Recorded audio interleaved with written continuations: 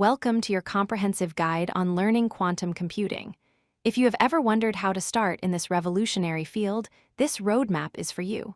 We will break down the essential steps, from the math you need to know, to the coding skills and the physics concepts, all the way to running your first circuit on a real quantum computer.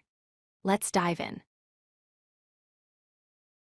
Before we touch any qubits, we need to speak the language of quantum mechanics. Step 1 is solidifying your mathematics. You do not need a PhD, but you should be comfortable with linear algebra, specifically vectors and matrices. Understanding complex numbers is also non-negotiable, as quantum states are described using them. Finally, a grasp of basic probability will help you understand measurement outcomes. Next, let's talk about coding. Python is the absolute king in the quantum world. You should be comfortable with Python basics and object-oriented programming. Familiarity with the library NumPy is crucial because it handles the matrix math we just talked about. If you know Python, you are already halfway there. Now we get to the physics. You need to understand 3 core pillars. First, the qubit, which is different from a classical bit. Second, superposition, which allows qubits to be in a complex combination of states. And third, entanglement, the phenomenon where particles become linked. Understanding these conceptually is vital before trying to program them. Just as classical computers use logic gates like AND and OR, quantum computers use quantum gates.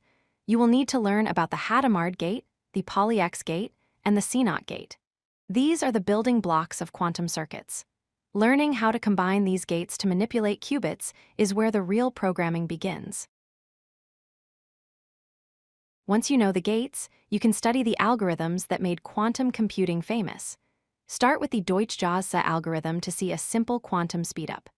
Then, look at Grover's algorithm for searching databases, and finally, Shor's algorithm, which poses a threat to modern encryption.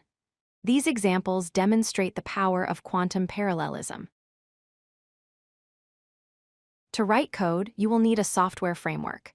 The most popular choice for beginners is Qiskit by IBM. It has a massive community and great documentation.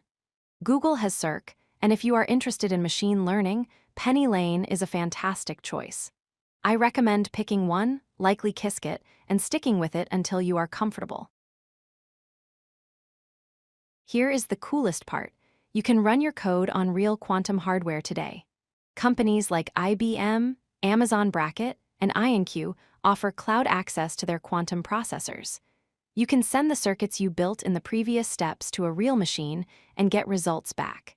It is an incredible feeling to know your code is running on actual quantum particles. So, to recap your journey, start with the math basics. Move on to Python programming. Master the concepts of qubits and superposition. Learn to build circuits with gates. Finally, pick a framework like Qiskit and run your experiments on the cloud. This step-by-step approach ensures you build a strong foundation without getting overwhelmed. The future of computing is being built right now, and by following this path, you can be part of it. Don't be afraid of the complexity. Take it one step at a time. Keep learning, keep experimenting, and happy coding. See you in the next video. If you like this video, hit that like button and don't forget to subscribe. Visit codelucky.com for more such useful content.